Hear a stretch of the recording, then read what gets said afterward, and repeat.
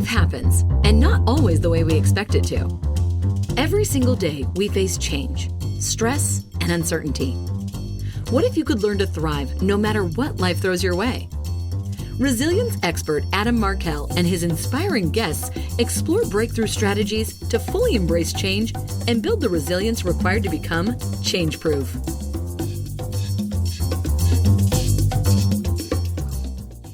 Hey everybody, it's Adam Markel, and stay tuned for another episode right now of the Change Proof podcast where I have Joel Green as my guest.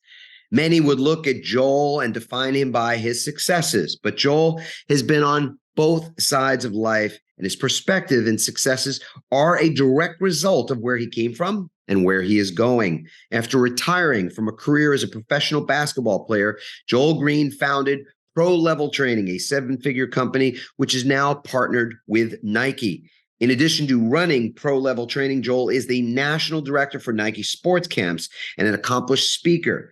He was honored to speak to thousands, delivering his recent TED Talk as well. These opportunities have continued to propel Joel forward, and he recently released a book called Filtering: The Way to Extract Strength from the Struggle. Stay tuned for this episode. Sit back and enjoy. All right, Joel. So, you've got an impressive history, bio, all that kind of thing. My question to you right out of the gate is, what's something that's not in that standard introduction and bio that you would love for people to know about you? One thing you'd love for people to know about you is not in that bio. I would just say my what I kind of call my superpower nowadays is my discipline. I will do what it takes to get things done, whether I feel like it or not. Could have come from going to military school for a year. I only went for 1 year right before I went to college, but it instilled something in me to where, in a good way, I had to look over my shoulder to make sure I was on my toes. And now I look over my own shoulder in the mirror, in essence, to make sure I'm just getting things done, no matter what, by any means necessary. So I would say that I'm exceptionally disciplined. I've noticed that about myself. It's been told to me by others first, and then I had to take note of it on my own. Yeah,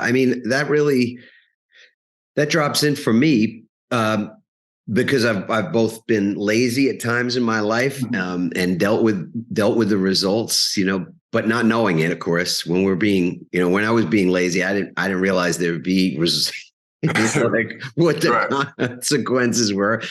Exactly. I was just like doing my thing, which was to do nothing or whatever, right. Whatever it was. That changed for me in sort of midway through high school.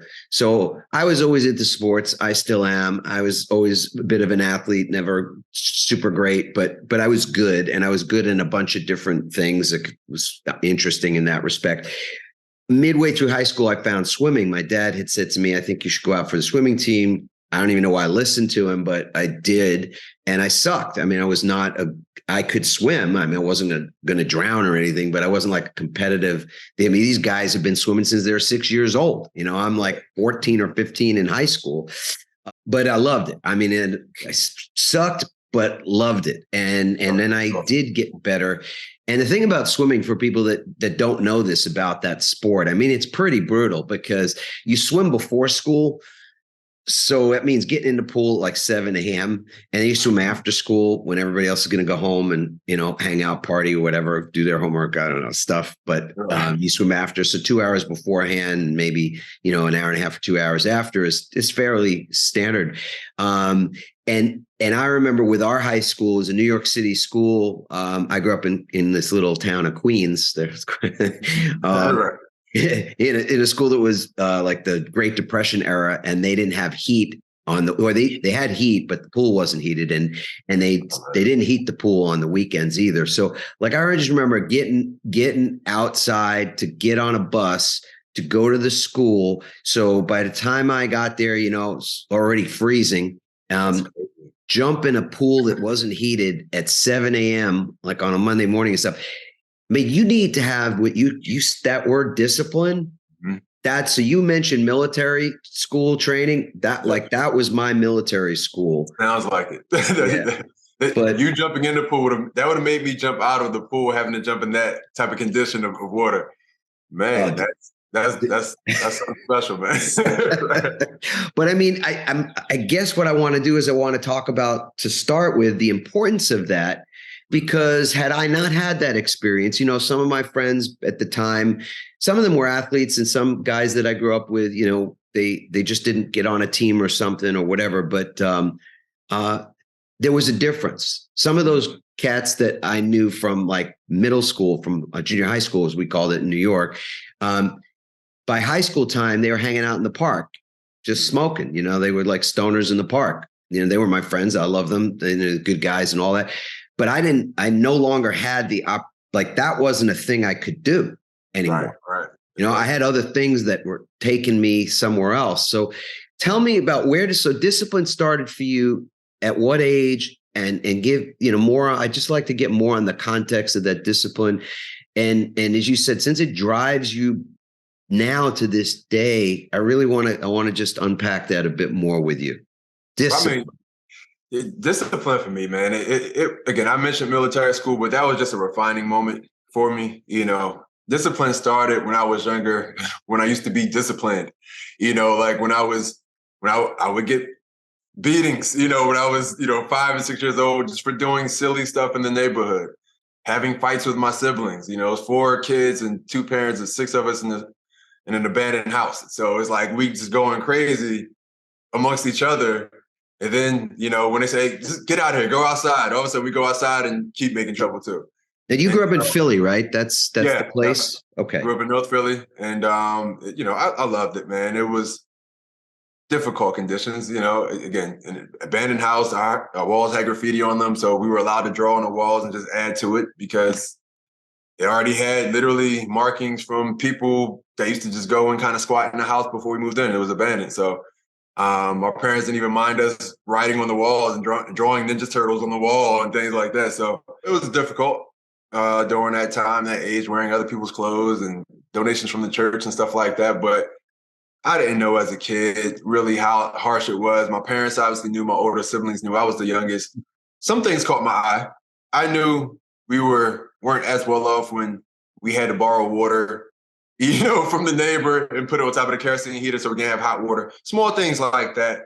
Us all sleeping in the same bed from time to time because we only had enough kerosene for my parents' room and their heater. Some things caught my attention, but it was just life, so I didn't complain about it. But even those moments disciplined me for humility's sake. Like as I began to get older, as we moved out of North Philly into, better conditions, I was like, okay, all right, I now know where we were. Okay, I didn't know that before. That's all I knew. So even just that level of discipline to say, you know what, okay, don't talk down on anybody. You were just there.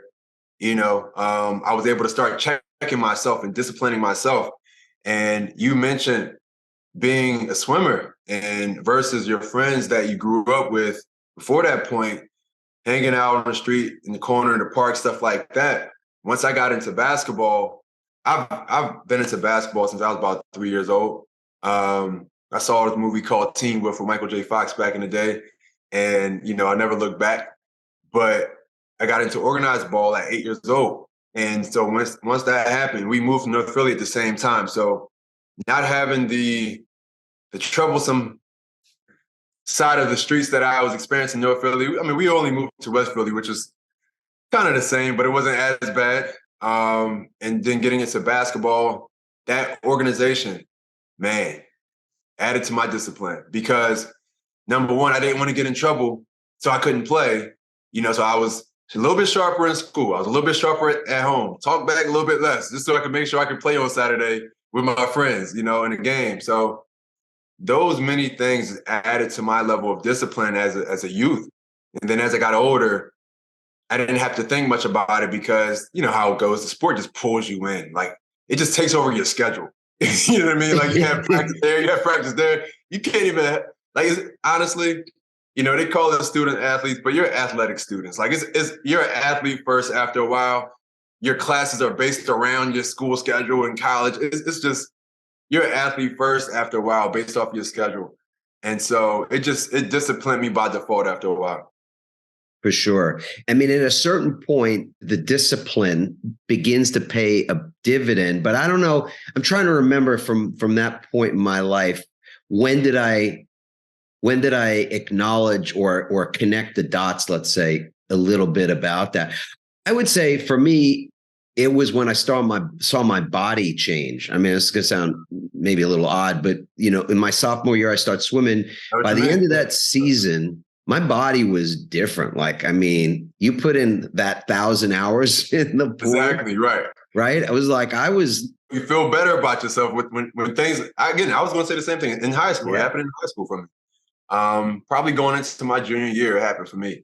And again, like you said, for my end, I just sprouted up. I kept growing, and and again, my body began to change. It added to my self-esteem. It just, things just kind of changed. Yeah, there's a level of that, like a reward for the work. Like, I know it sounds basic, but there's not a lot of reward for I mean, I love to sit around and watch Saturday morning cartoons. I could watch like whatever the shows were at the time. I could watch TV all day long. I had that capacity to just sit around and do nothing. But this was paying a dividend that stuff, the sitting on the couch stuff, never paid a dividend. It was just more like, in the moment, it was entertaining. I mean, that was kind of like all there was in it, right? Yeah. And again, for me, once I begin to see that there was another level to this thing, I'm like, oh, okay. So if I take care of business now, it actually take me somewhere later, it can give me a scholarship, it can get me to college and things like that. Once I really begin to hone into that, obviously, I always wanted to be like Mike. I grew up in that generation, late 80s, early 90s, to where I see the Gatorade commercials with Michael Jordan. He was the first person I said I wanted to be like. Probably before I even said I wanted to be like my dad, I probably said I wanted to be like Mike. So I grew up in that generation of wanting to become a professional basketball player. So I knew where the game could take me, but I didn't see the tangible stuff. I didn't see college having to be first. I didn't see high school having to be first. And those, but once I got to high school and playing, I'm like, okay, I can actually be one of those NCAA guys that I watch on Saturday afternoons in the college games. All right, let's do this. And I just took it more serious at that point once I saw the next stage of where I could be. I'm like, okay, it's on. Like a puzzle. You get to see what the finished thing looks like on the box, but how it sequences and all that fits together, you don't know and you can't know really. So I want to move in maybe a little chronologically forward. So at some point you realize you've got some gifts.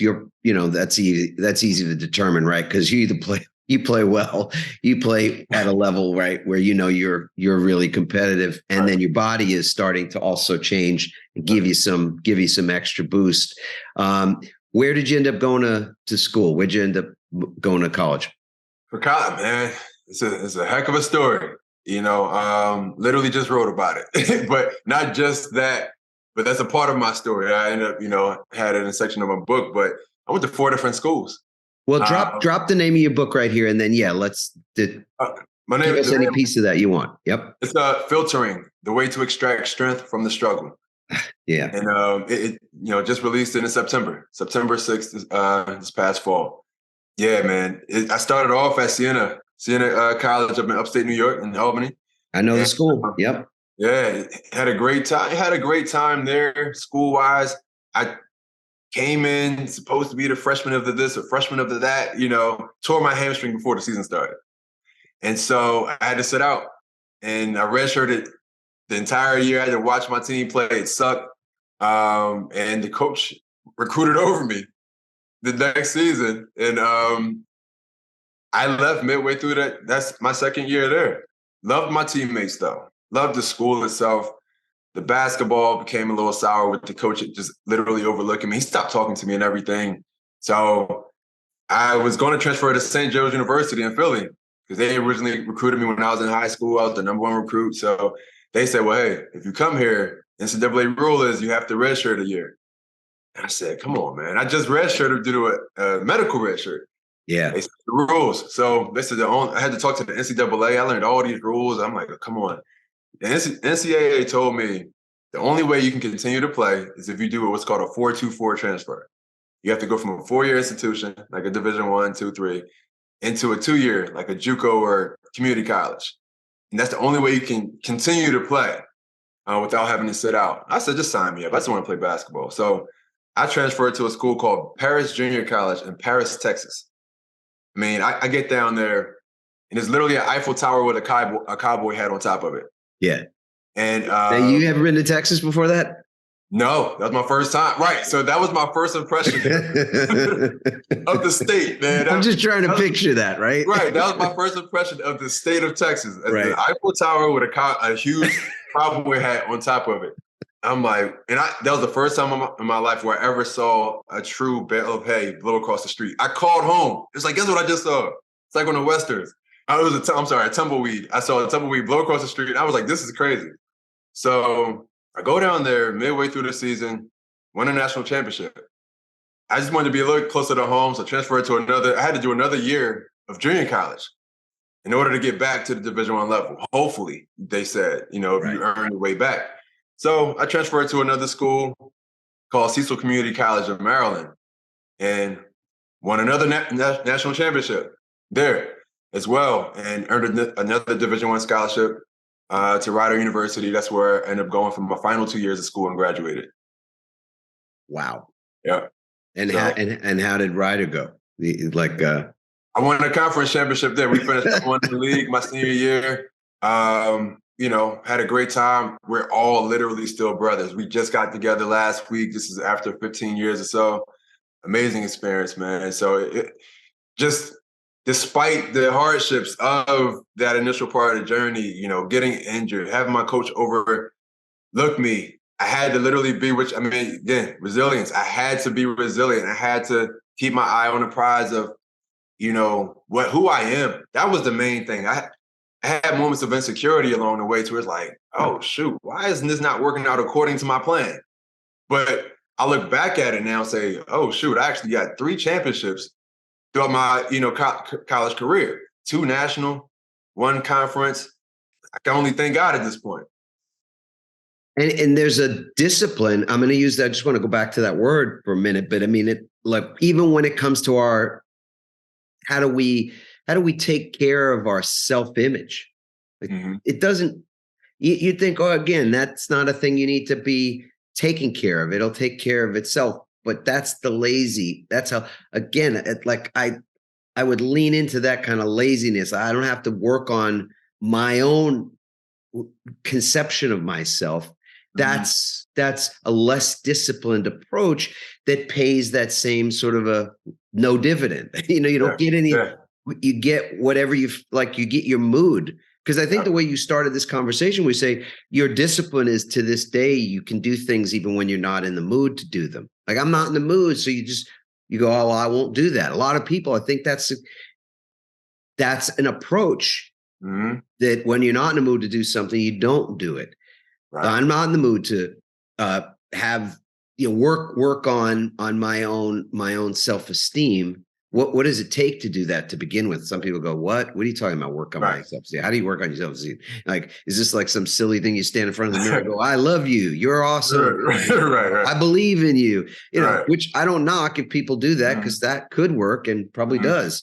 But to take a disciplined approach to pretty much everything. And if the thing that gets in the way of your achievement in life, the goals, the dreams, the things you want out of life, the thing that gets in the way of that sometimes is your own lack of confidence in yourself. Absolutely. Then you damn straight ought to have a disciplined approach to getting your head straight, getting your heart aligned, and belief, and having a belief in yourself that you can accomplish well beyond or that you can accomplish the things you want to. Yeah. I mean, and it's, again, with me, being a national director for Nike sports camps, right? Obviously I hear these 3 words all the time: just do it. Just do it. And there's so many times where I have to tell myself that. And it's not in a corny way, because it's a tagline or it's a slogan. It's just literally a part of who I am. It's a part of what I preach.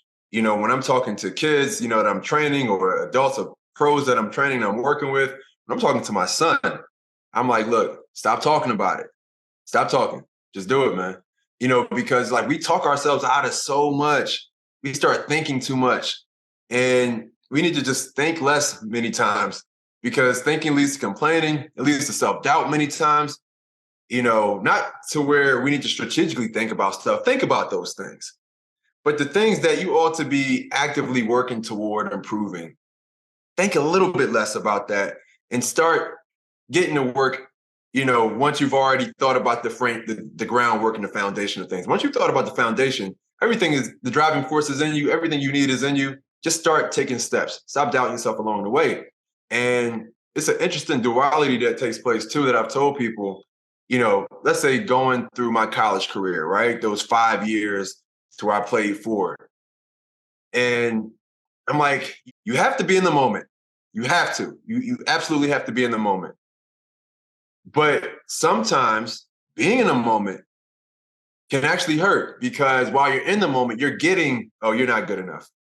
No, you don't belong there. Yeah, I'm recruiting over you. Like, you have to be in the moment to stay focused, but you have to do other, things as well. You have to look back every once in a while to remind yourself who you are, to remind yourself what got you there, to remind yourself you are amazing, you are great. And you also have to look forward too, to say, okay, I got to see beyond this situation too. Because this will not last forever. And I remember I had to tell myself that. My parents had to tell me so often, Joe, they're pastors. Joe, this is a light affliction. It's only going to last for a moment. It's biblical. Like, they would tell me things like that to take me out of that moment for a brief moment, to say, hey, look at where you're going to end up. Trust it. Keep grinding. And then now bring yourself back to where you currently are and work your behind off. So that's what I say. It's an interesting thing you have to do, to where you have to be in the moment, but sometimes you do have to take yourself out of it to remind yourself who you are and remind yourself where you're going. Yeah. I mean, that self-care or that self-talk to me feels like self-care in the context of the things that I speak about, which is often about change and resiliency. And when I'm a keynote speaker, often I'm brought in to talk about how it is that we create more well-being. So what does well-being look like? And in particular, in the world I'm in a lot, it's well-being in the workplace for people. But the workplace is just another place, right? It's just a place where people are, whether that's virtually or literally in an office someplace. We bring ourselves there. I mean, wherever we are, there we are. Wherever we go, there we are again. I mean, so that self-talk that you're bringing up, I mean, there's a discipline to how you deal with yourself. How do you deal with yourself each and every day is a question. I didn't ask that question when I was in my 20s. Nobody asked me. No, I didn't have a mentor at the time that said that. I had mentors along the way. I've been so fortunate. I don't know if that's been the case for you too, where people will point those kinds of things out to you. Like, so again, what is the discipline for your self-talk? Because otherwise, if you just let your head do what it does, let your brain work the way it works, your mind chatter, it will chatter all day long, all the time, and it will often chatter in ways that are really not helpful. Right. And in fact, they get in the way a lot, don't they? Often. So do you have a disciplined practice, or did you develop one earlier on that, has changed, or something new even, where you challenge your self-talk or have a disciplined practice around this idea of just getting your head straight? Because that's vital, right? It's vital in sports, it's vital in business, vital in life. Yeah. I mean, again, it is, believe me when I tell you, this is not a plug for my book, but what I wrote about filtering, that's a method that I came up with for myself to do that, to get myself straight amidst crooked moments. You can say that, to where I'm becoming overwhelmed. I'm becoming stressed because of things that are just massive. I had to literally filter them to break them down into particles and bite-sized, manageable pieces for myself so I can handle them. So I came up with this method for myself in 2015, around that time. And I said, okay, this is what I got to start doing for myself. It was just for me. I didn't do this for other people initially. I had to handle myself and my own problems, going through potential divorce and having at the time like a 2-year-old son, being a single father, moments here, moments there. It was a difficult time. So I was just trying to manage life. I'm reading all these books. I was reading 9 books every 3 weeks, literally, and just having this thirst for knowledge and just, I wanted answers. I'm like, I wasn't getting them. And I was insecure about myself, about my life. I'm like, what's going on? And so I had to find a way. And again, for me, I said, okay, I wrote down filtering. And I said, this is what I'm doing. And I'm literally sorting out my issues. I'm breaking everything down for myself. And now I can handle it, no matter how difficult it is. Sometimes filtering includes me calling somebody because I wasn't one to open up to people before. So that's a part of me breaking down the situation, getting help and getting another perspective, And so that's become the main tool for me to really filter what I'm going through while I'm going through it. It doesn't have to be on a major level. This can be literally that thing as far as I want to get up and clean the house. Okay, well, let me break this down real quick. Let me just clean a room. Forget the house. So it's doing things like that on a daily basis to where I tell myself, do something. Just do some part of it. And the funny part is, and you definitely know about this, the funny part is, especially as an athlete, once you start doing any part of it, you will just keep going. Like, yes. As an athlete, there's been many times where I'm like, I don't feel like doing my normal 90-minute workout.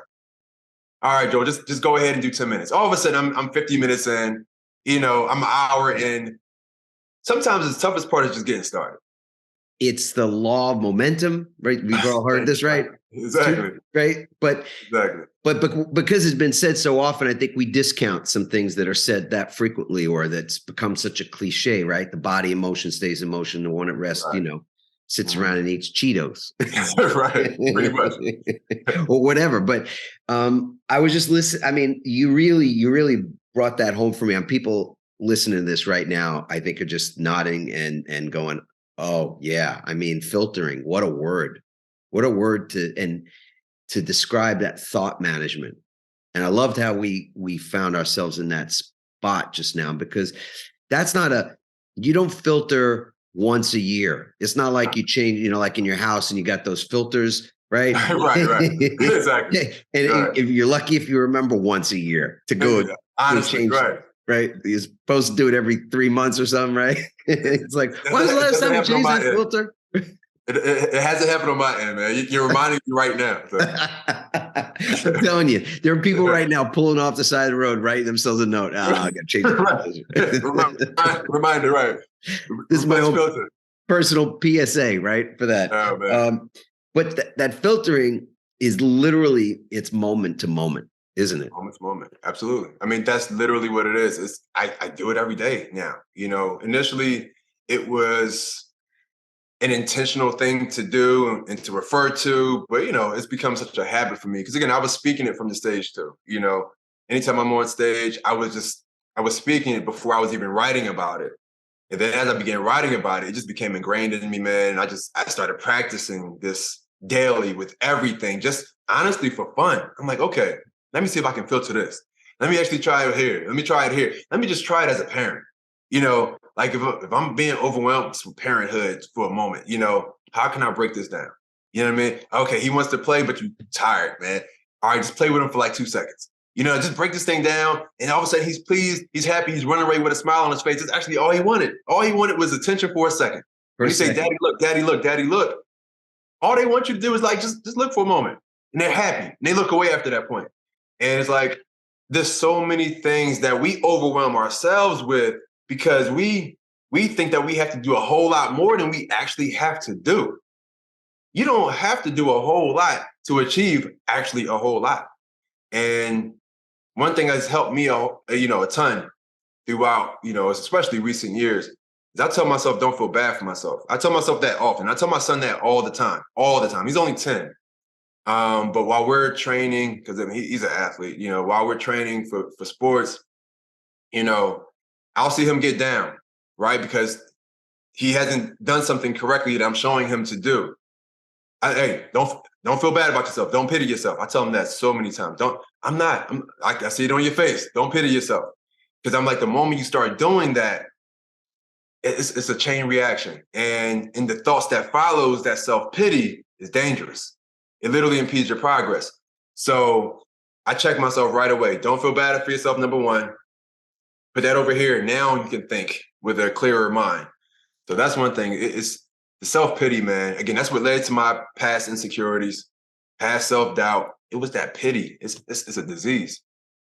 It is. You know what? Wow, that's holy smokes. Yeah. I mean, Joel, that's close to home for me. I mean, the worst moments in my life, looking back, as in worst, as in the least, the most disempowering moments, the least confident moments, the most painful moments have nothing to do with my failures.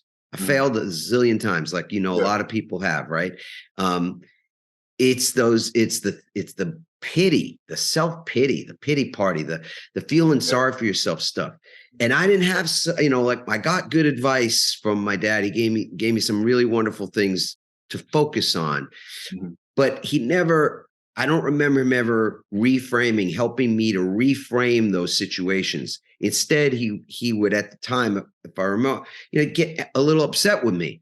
And I remember my coaches at times getting upset with me, getting frustrated with me when they could see that my attitude went, because like you said, that next thought after that self-pity is dangerous. Right? And the next one after that, and the next one after that.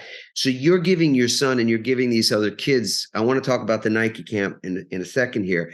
You're giving those kids a way to reframe that situation in the moment, so that they don't have to feel guilty or confused or angry with themselves, like bad about themselves, because they're feeling the way they're actually feeling. Because then it just becomes more of a spiraling, thing, as opposed to, okay, next, like, let's just next, right? Dust off, get up, and next.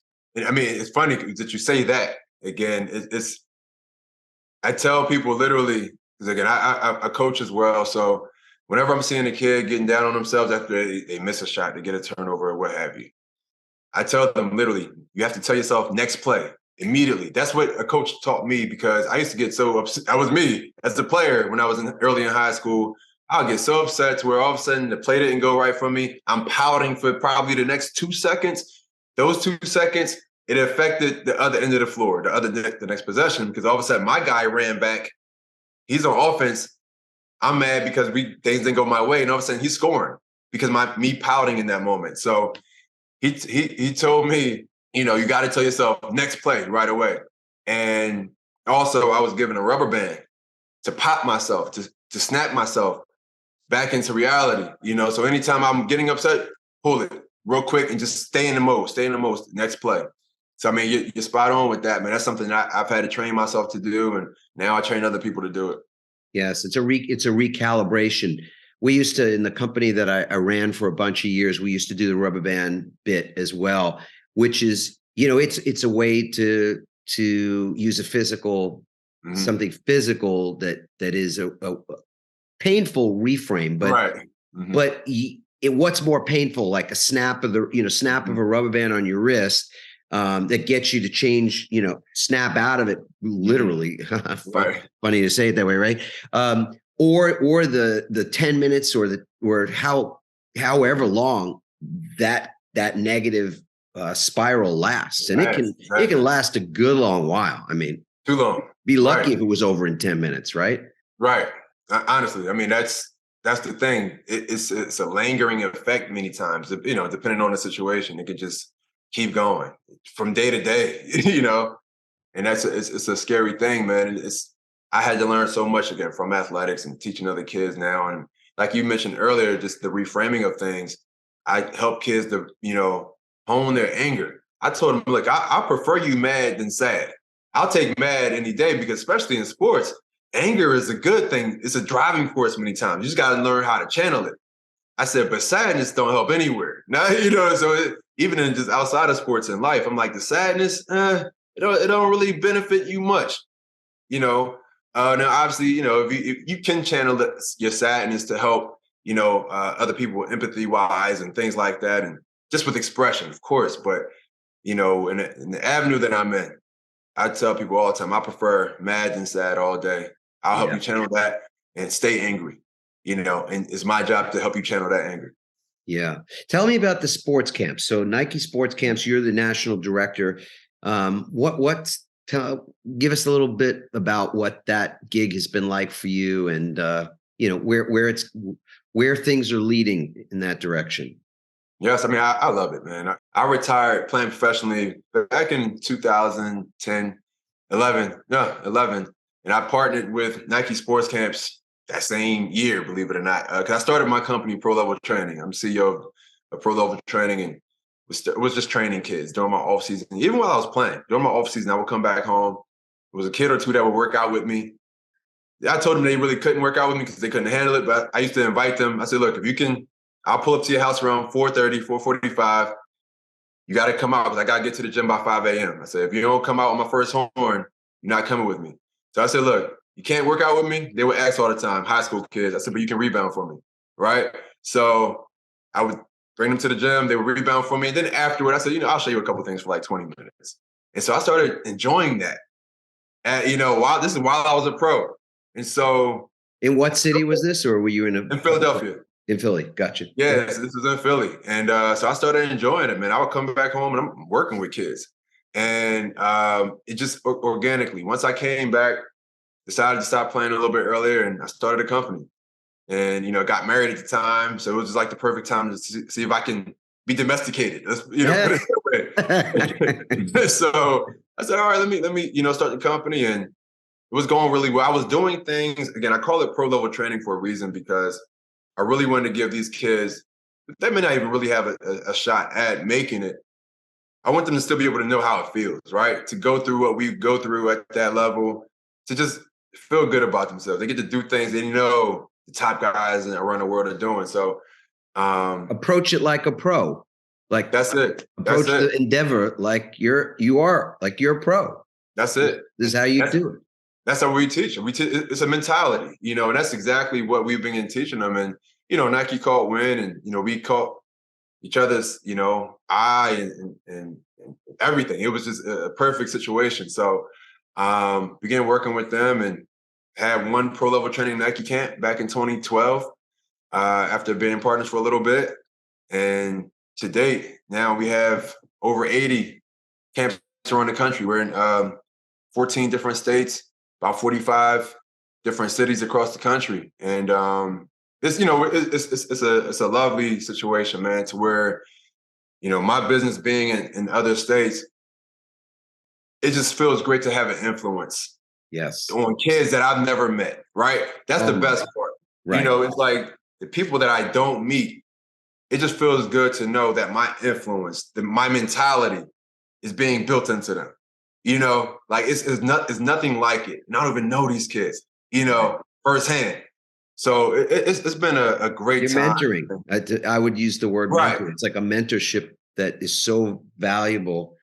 Can't even and it's impossible to know to see the full ripple effect of that too, because those lessons you're teaching them are going to be with them more likely than not for their entire lives. That's the goal, man. I mean, when people ask me, what's your goal? Because I speak on goals. When I'm keynoting somewhere, I speak on goals and 3-step process in this.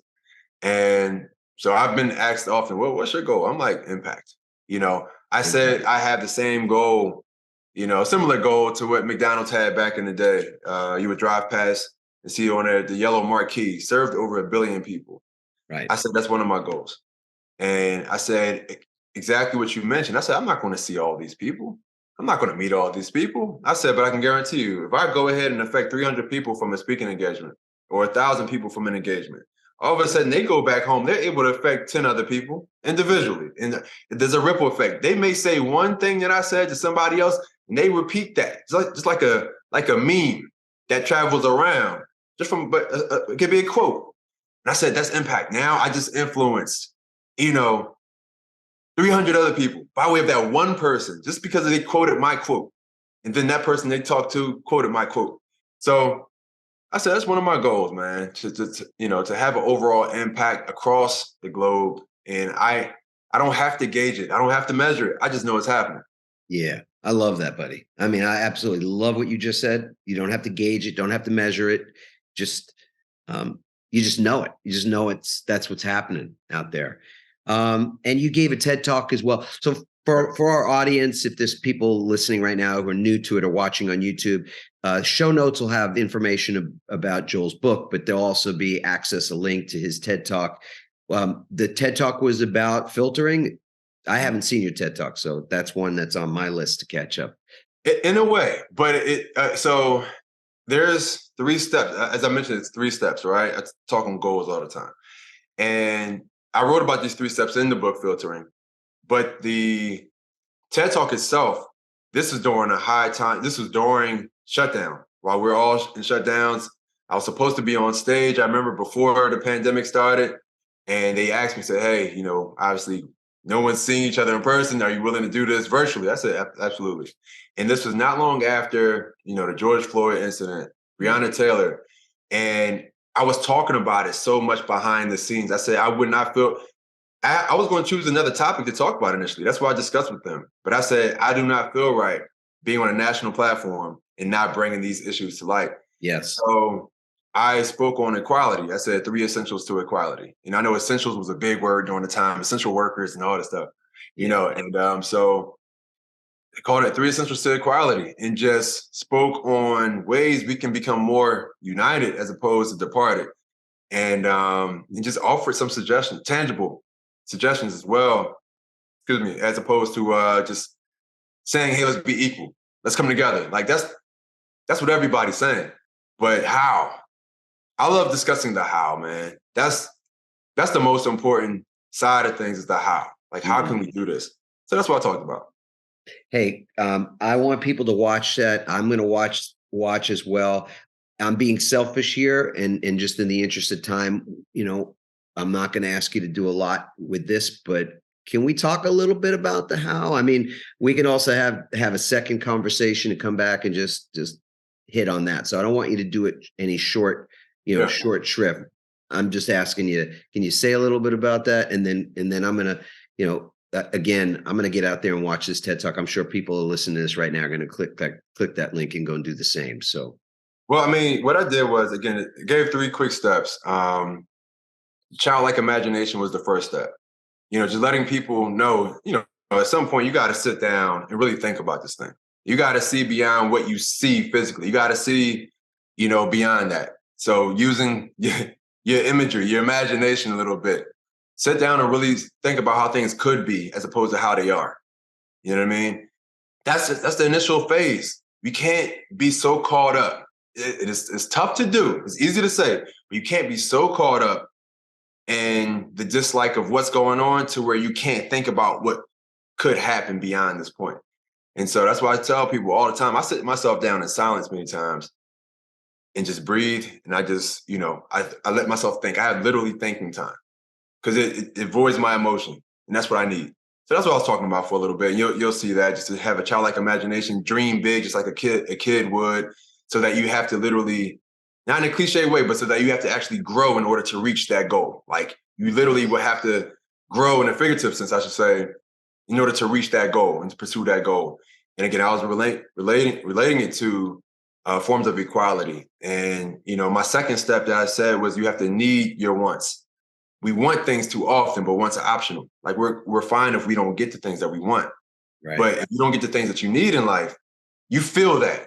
There's something scars you if you don't get that thing that you need, if you don't get the love that you need, if you don't get the food that you need, that your body needs, you feel it. So I said, we have to start converting our wants over to needs. I said, so often we want equality. That's not enough. That's not enough. You don't want water. You don't want food. You need that. If we only pursued equality in that same fashion to where you needed it, it's almost impossible for it to not to begin to happen in increments, and that's what it's about for me. I don't go after anything like I just want it. Anything great, rather. If I want some Fruit Loops or some fruit roll-ups or something like that, or some Skittles or candy, I want that stuff. I don't need that stuff. We're talking about, something, a life goal, something I truly desire to have happen. Oh, I need that to happen. Even if everybody else doesn't see it that deep or as important to them, that doesn't matter to me. It's that important to me. And that's why I tell people all the time, your goals and your desires, they're yours. They were given to you, put on your heart and your mind and your spirit and your soul.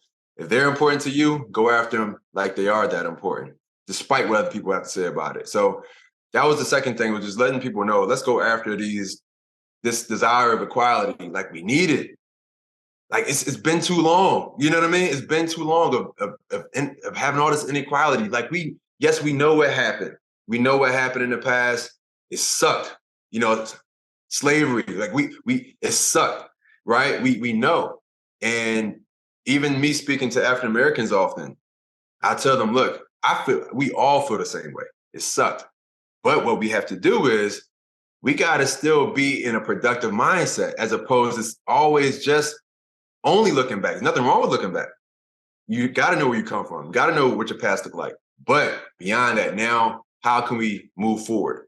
So that's what I was talking about with that step. And the last one was to focus on the journey. Yeah. And just letting people know, look, right now is extremely important. Where you are is extremely important. But like I talked about earlier, you have to get yourself, you have a goal beyond this moment. But don't focus on that goal. Focus on the journey to get to that goal. You know what I mean? Like we want equality. That's a huge goal. What does it then take to become more equal? So I began touching on different things as far as the police brutality, especially dealing with, George Floyd, Breonna Taylor. I said, well, honestly, there's a lot of, white officers that's policing minority neighborhoods. I'd say what should begin to happen is relationships to be more developed in those areas, between the officers and the societies. I said, because number one, it only takes 4 months to become an officer. I said, it takes about 4 to 7 years to become a lawyer. It takes about 10 years to become a doctor. It takes 4 months to become a police officer. Yep. And it's like, for me, that doesn't measure up to the obligations of those, comparative professions. I'm like, man, our lives are being put in the hands of somebody who took 4 months to be certified to literally take or preserve my life. And that's scary, So I said that I think it should be a little bit longer for someone to become an officer. I think that more community service should happen in different neighborhoods for the officers to get to know their neighborhoods that they'll be policing.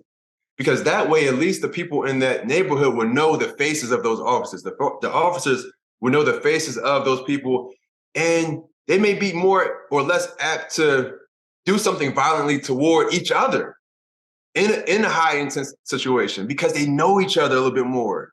There were 6+ months of community service that took place before they were officially allowed to police that neighborhood or something. So I was just kind of throwing some examples out there as to where we can connect the officers to the neighborhoods and those in the neighborhood, so that both parties are just mutually more aware of each other. They don't have to love each other, but if they at least know and respect each other a little bit more, there'll be a little bit less. I'm not saying everything is perfect after this point, but it'll be a little bit less occurrence of what we hear about so often. So those are the 3 steps and pretty much what I touched on. Oh my goodness. It's both big thinking and little thinking. The micro components of any system are so vitally important. We can never overlook that. People who are great visionaries and think big, and they have a genius to them, but you always need to have the small pieces and parts to it. I've used the example of the 2 Steves, Steve Wozniak and Steve Jobs. And most people know about Steve Jobs, and some people know about the other Steve. Right. But it's like there's the why and the how, and the why is that big vision. Why do we do something, to change the world, right? Like that ad that I think was, one of those early great Apple ads was Think Different. Mm-hmm. Yep. And so it was like, okay, that's big mm-hmm. vision. But you still need the how, and without the how, the why doesn't work. Without the Steve Wozniak, the Steve Jobs is it just a barefoot, hippie, smelly dude that nobody want to spend any time with? So you needed both. And what I just so love about the way you encapsulated that, and that's why the TED Talk will be so wonderful for everybody to check out, is that you're giving us both there. We're getting the big and the small.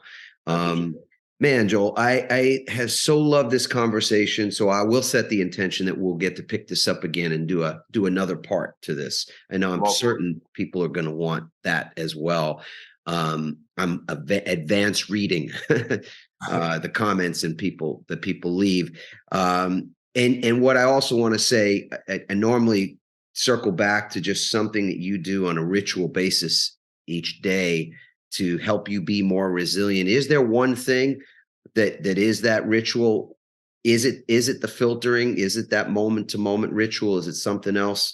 I'll give you that last this last word, and then we'll wrap things up here.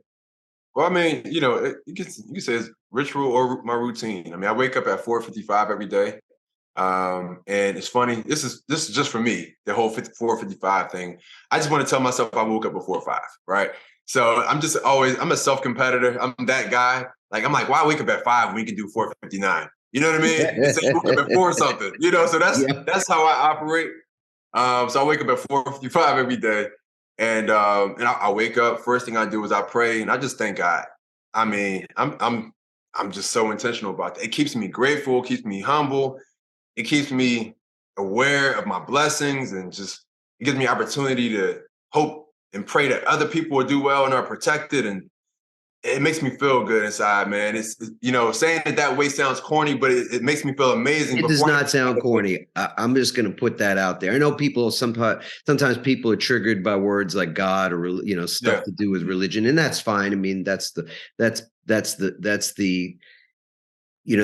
dark side of religion. I think that has turned off so many people to spirit, because, man, from my perspective, it's the same as yours, my friend. There's nothing that fills me up more quickly, more fully than what you just described right there. Yeah, man, it's nothing like it, man. And I realize I get the best feelings from giving. I mean, that's just really what it is. It's me giving thanks, me just giving, good hopes, good feelings, praying for other people, things like that, man. So my routine is just to wake up, get in that mode, and I train after that. Usually I get my workout in, right around just before 6. I eat a small breakfast, get my workout in. I wake my son up around 7 o'clock. And I just love to start my day while I feel like most people are asleep, and just kind of it's a quiet time for me. And just, it gives me peace, man. It gives me peace. Yeah. Oh, Joel, I know we never met before this, but I'll just say I feel really close to you, my friend. I appreciate that, man. Likewise, man. I appreciate you giving me your story too. I mean, that's things like that. It's always important for me to hear, especially having a conversation with somebody. So I appreciate it. Awesome. Folks out there, we love to hear from you. So the usual, right? AdamMarkel.com/podcast. Leave a comment. That'll be me. I don't have anybody on the team that answers those comments except for myself. So we'd love to also have this particular conversation get to more places. So that ripple that we were talking about earlier, how's the ripple work? Well, I'm not the most techie guy, but I know there's an algorithm, lots of them, that help this to reach the places that it can reach. So if you want to share this episode with a friend or family member, somebody that could be uplifted by it, learn something from it, feel free to do it that old-fashioned way. Just share it. That's probably the best way. But another way to do it is to also leave a 5-star review or whatever, makes sense to you. But when you leave a review on the platform that you've just consumed this podcast, it tells that platform this was valuable content. And then the algorithm does the exponential work for all of us, which is get it out in front of more and more people. So we appreciate you doing that as well. And of course, if you've not yet found your own level of resilience, not discovered where you are in this moment, as Joel and I were talking about, it's a moment-to-moment effort. That's the vigilance, moment to moment.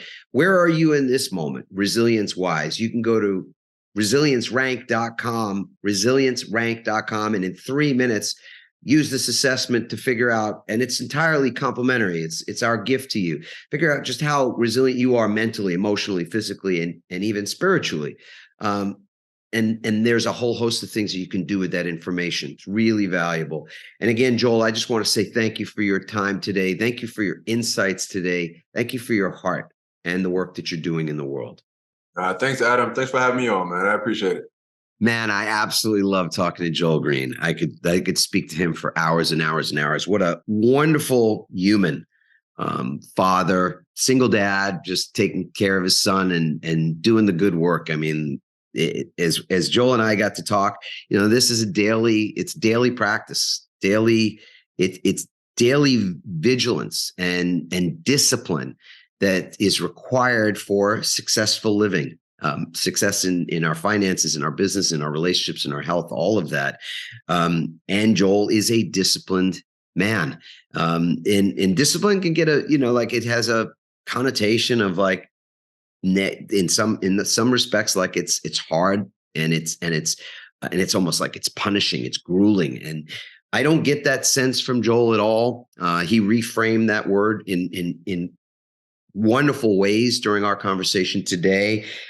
We talked about some pretty important things. I mean, this conversation really covered quite a distance, from talking about his history and what discipline meant to him as a young person growing up in a very difficult neighborhood in Philadelphia, and living in what would be extreme poverty, not living in an abandoned home, and yet being able to not just rise out of that situation, but what it was that he was experiencing in real time, what he was learning in real time about life and about discipline, and then applying those lessons to other areas where he could thrive, where he could rise above those kinds of early circumstances that could take and have taken many, many people out.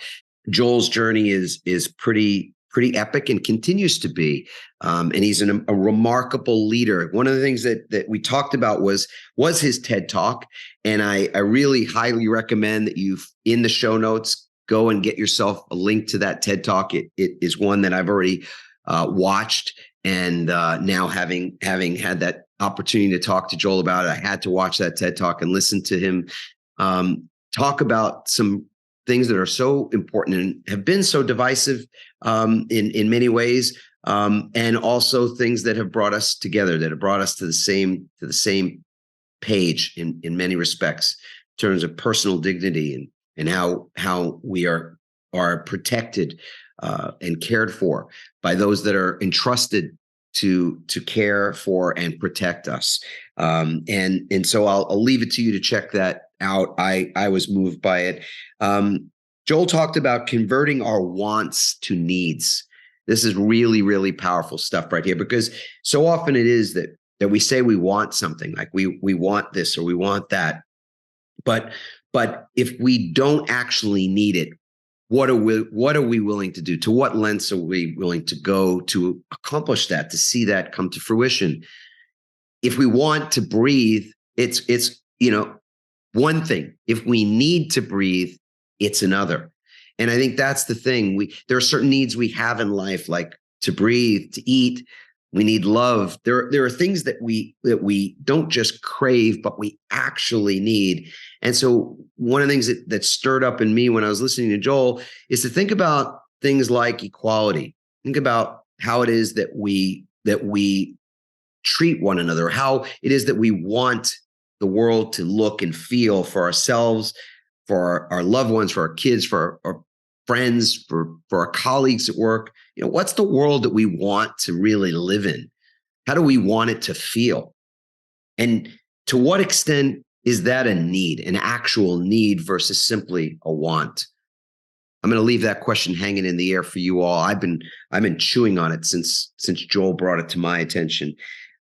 He wrote a book that's really remarkable called Filtering. Love this title, Filtering. I didn't understand it till I got to hear him talk about what filtering actually is. It's his own process. Talk about that diligence, that discipline, that vigilance, to watch after your own thinking, to manage your thoughts, manage what's going on in between your ears and your brain, managing it, filtering it for a very important purpose, to be able to make better decisions, for better thinking, for right thinking. Joel makes time to think. That's something that I learned long ago. It's pretty remarkable to schedule time on your calendar to think, like schedule thinking time. What a remarkable thing. Joel is just, he is a remarkable person with a remarkable history. And I love this conversation. I know that you have as well, and will share this episode. I already anticipate that you will share this particular episode with people in a variety of different contexts. There's a lot of ways that this episode could be valuable to others. And we would appreciate, as always, that you do that you share it. Leave us a rating if you could. 5 stars is always great. That's helpful. Helps other people to find it who you don't know, you're not connected with. And that help I'm happy to ask for as well. In humility, it's something we all have to do. We have to just ask for what we want in life. Or otherwise, how can we expect to receive it? Funny. And of course, I would love to check in as always on just how resilient you are feeling in this moment. How resilient do you feel? If you want to know, just takes 3 minutes. You go to resiliencerank.com. 3 minutes later, you're going to get a report of how resilient you are mentally, emotionally, physically, and yes, of course, spiritually as well. You can do that. It's entirely free, and you get some resources as well that are complimentary to go along with it. So once again, thank you so much for supporting Change Proof Podcast. We'll see you in the next episode. Thanks for listening. We hope you now have even more tools and greater insights to build resilience and become change proof. Remember to leave a review on Apple Podcasts, and you may be featured in an upcoming episode. For more resilience tips and strategies, including support for building change-proof teams, visit adammarkel.com. To get your own free resilience assessment, go to rankmyresilience.com.